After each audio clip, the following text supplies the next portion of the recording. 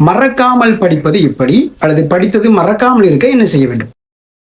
படிக்கிற நிறைய பேருக்கு இருக்கிற பிரச்சனை, படிச்சதெல்லாம் மறந்துட்டு வருது, முன்னுக்கு நான் படிச்சுக்கிட்டே போவேன், பின்னால மறந்துகிட்டே வருது, இதுக்கு நான் என்ன பண்றது அப்படின்ற பிரச்சனை பொதுவா படிக்கிறவங்க எல்லாருக்குமே பெரும்பாலும் இருக்கிற பிரச்சனை. அதனால இன்னைக்கு நம்ம பார்க்க போறோம், மறக்காமல் படிப்பது எப்படி, அல்லது படித்தது மறக்காமல் இருக்க என்ன செய்ய வேண்டும். ஸோ படித்தது மறக்காமல் இருக்க அல்லது மறக்காமல் படிக்க 4 ஸ்டெப்ஸ் இன்னைக்கு நம்ம பார்க்க போறோம். அதுல முதலாவது, ஒரு தலைப்பை நாங்கள் சூஸ் பண்ணணும், தெரிவு செய்யணும். ஒரு தலைப்பை தெரிவு செய்து அந்த தலைப்பை முழுமையாக விளங்கி கொள்ள ட்ரை பண்ணணும். முடிஞ்ச வரைக்கும் அந்த தலைப்பை விளங்கி கொள்ள நம்ம ட்ரை பண்றோம். ஏன்னா விளங்காமல் நாங்கள் எதையெல்லாம் படிக்கிறோமோ பாடமாக்குறோமோ அது மனசுல நிற்காது, அது குயிக்கா மறந்துடும். எந்த அளவுக்கு அந்த பாடம் அல்லது அந்த தலைப்பு எங்களுக்கு விளங்குகிறதோ அந்த அளவுக்கு அது மனதில் நிற்பதற்கான, ஞாபகம் இருப்பதற்கான வாய்ப்பு இருக்கிறது. அப்ப முதலாவது படிமுறை என்னன்னா, தலைப்பை சூஸ் பண்றோம், அந்த தலைப்பை நன்றாக படிக்கிறோம், விளங்க ட்ரை பண்றோம். படிக்கும்போது சில பேர் பார்வை மூலம் படிப்பாங்க. அவங்களோட வாயெல்லாம் அசையாது, சும்மா அப்படி பார்த்துக்கிட்டே இருப்பாங்க, அப்படி படிச்சுக்கிட்டே இருப்பாங்க, எந்த சத்தமும் வெளியே வராது. சில பேரை பார்த்தீங்கன்னு சொன்னா அவங்க சத்தம் போட்டு படிச்சுக்கிட்டே இருப்பாங்க. அவங்க சத்தம் போடாதன்னு சொன்னாலும் கேட்க மாட்டாங்க. அப்படி அவங்க சத்தம் போடாமல் இருந்தாங்கன்னா அவங்களால படிக்கவே முடியாது, அல்லது அவங்களுக்கு எதுவுமே விளங்காது. முதலாவது சொன்னவர்களை பார்க்கும்போது அவர்கள் பார்வை மூலம் கற்பவர்கள். 2வது தரப்பை பொறுத்த வரைக்கும் அவர்கள் கேள்வி ஞானம், கேள்வி மூலம் அவர்கள் கற்றுக்கொள்ளக்கூடியவர்களாக இருப்பார்கள். அடுத்த ஒரு வகையினர் இருக்காங்க, தொட்டுணர்தல் மூலம் கற்பாங்க, எழுதி எழுதி கற்பாங்க. இந்த மாதிரி சில பேர் படிக்கிறது நீங்க பார்க்கலாம். இதுல நீங்க எந்த வகையை சார்ந்தவர் அப்படின்றத நீங்க படிச்சு பார்த்தாலே உங்களுக்கு புரிஞ்சிடும். நான் எந்த வகையை சேர்ந்தவன் தான் அப்படின்றது உங்களுக்கு புரிஞ்சிடும். அது அவ்வளவு பெரிய மலையை உடைக்கிற வேலையெல்லாம் இல்லை, உங்களுக்கே புரிஞ்சிடும். நீங்க எப்படி படிச்சா உங்களுக்கு நல்லா புரியும் அப்படின்றது உங்களுக்கு நீங்க டெஸ்ட் பண்ணி பார்த்தாலே உங்களுக்கு தெரிஞ்சிடும். படிச்சு பாருங்க, உங்களுக்கு புரிஞ்சிடும். ஸோ எந்த மெத்தட் உங்களுக்கு பெஸ்டான மெத்தட்டோ அதை யூஸ் பண்ணி நீங்க படிங்க, படிச்சு விளங்கிக்கொள்ள ட்ரை பண்ணுங்க. இது முதலாவது படிமுறை, ஃபர்ஸ்ட் ஸ்டெப் இதுதான். 2வது ஸ்டெப் என்னன்னா, நீங்க படிச்சதை உங்களுக்கு அல்லது பிறருக்கு படிப்பிக்கணும், டீச் பண்ணணும், கற்பிக்கணும். இப்ப இந்த தலைப்பு தெரியாத ஒருவருக்கு, அவருக்கு தேவையாயின் நாங்கள் என்ன செய்யலாம், அவருக்கு கற்பிக்கலாம், டீச் பண்ணலாம். இல்லை அப்படி யாருமே இல்லை அப்படின்னா நமக்கு நாமே டீச் பண்ணலாம். இது எப்படின்னா, சும்மா நாங்கள் கண்ணாடியை பார்த்துட்டு அந்த தலைப்பை நம்மளுக்கு நாமே விளங்கப்படுத்தலாம், டீச் பண்ணலாம். அல்லது எங்கிட்ட ஒரு செல்ல பிராணி இருக்கு, அதை நாங்கள் பக்கத்தில் வச்சு அதுக்கு டீச் பண்ணுற மாதிரி நம்ம என்ன செய்யலாம், டீச் பண்ணலாம். இது நகைச்சுவையாக இருக்கலாம், பட் இது எஃபெக்டிவ், இட் ஒர்க்ஸ். அல்லது ஒரு டெடிபேர் உங்களுக்கு பிடிக்கும்னா அந்த டெடிபேருக்கு நீங்கள் விளங்கப்படுத்தலாம். 3வது ஸ்டெப் என்னென்னா, நீங்கள் கற்பித்து கொண்டு இருக்கின்ற போது, நீங்கள் டீச் பண்ணிட்டு இருக்கும்போது சில விடயங்கள் உங்களுக்கே தெரியாமல் இருப்பதாக நீங்கள் உணர்வீர்கள். அதை நீங்கள் டீச் பண்ணும்போது தான் உங்களுக்கு அது புரியும். இது எனக்கு சரியா புரியலையே, இது எனக்கு சரியா விளங்கப்படுத்த தெரியலையே அப்படின்னு இருக்கும். That is the gap.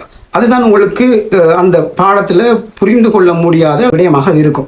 அதை போய் நீங்கள் என்ன செய்யலாம்னா, மறுபடி go back to that notes, அந்த புக்குக்கோ அல்லது நோட்ஸுக்கோ திரும்ப போயாச்சு, போய் அதை திரும்ப படித்தாச்சு, மீண்டும் அதை ட்ரை பண்ணி படிங்க.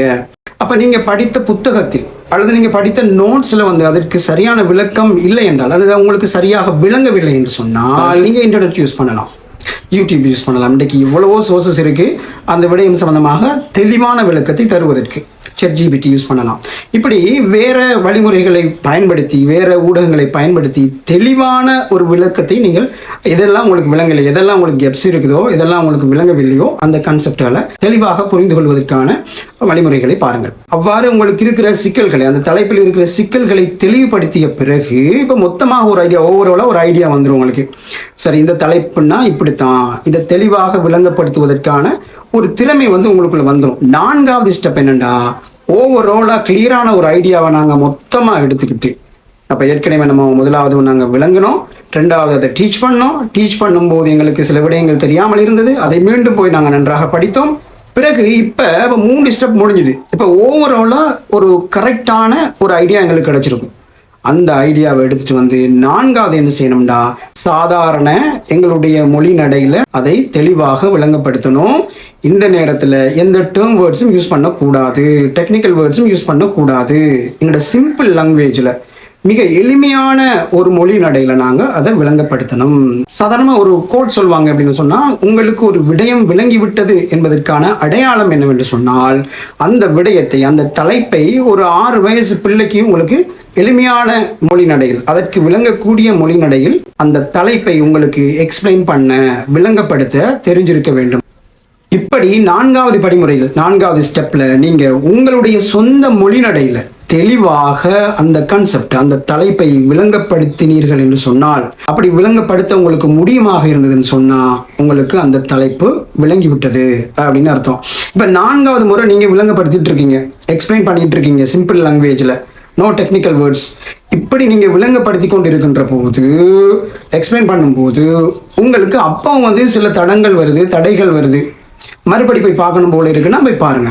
அப்படி ரிப்பீட் பண்ணி 4வது ஸ்டெப்ல உங்களுக்கு தெளிவாக ஒரு விடயத்தை பிறருக்கு விளங்கும்படியாக எக்ஸ்பிளைன் பண்ண தெரிஞ்சிட்டுன்னா உங்களுக்கு அந்த பாடம், அந்த தலைப்பு மிக நீண்ட நாட்களுக்கு மனதில் நிற்கும், மறக்காமல் நிற்கும். ஃபைன்மேன் டெக்னிக்ஸ் அப்படின்னு தான் இதற்கு சொல்லுவாங்க.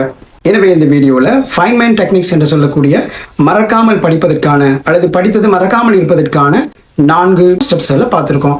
இந்த வீடியோ உங்களுக்கு பயனுடையதாக இருந்தால் இதை மற்றவர்களுக்கும் ஷேர் பண்ணுங்க. இந்த சேனலை சப்ஸ்கிரைப் பண்ணுங்க.